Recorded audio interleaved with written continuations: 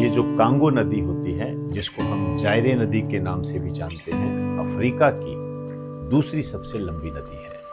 आप जानते हो अफ्रीका की सबसे पहली नदी जो है ये नील नदी है। पहले नंबर पर नील नदी, और ये नील नदी दुनिया की सबसे लंबी नदी भी है। एक कटंगा का पठार है जो कि मितुम्बा पर्वत पर पड़ता है।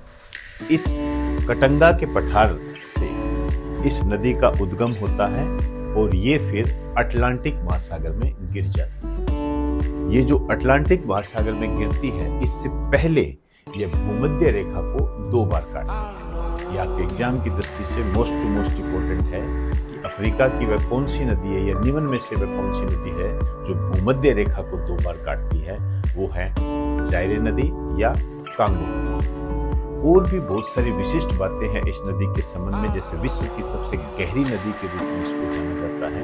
और यदि इसको ड्रेन्स के आधार पर देखोगे या अफवाह की दृष्टि से इसको देखोगे तो ये दुनिया की दूसरी सबसे बड़ी नदी है। ध्यान रखना, मैं यहाँ बड़ी कह रहा हूँ, बड़ी नदी है। पहली नदी कौन सी हो जाएगी? अमेज़न नदी, जो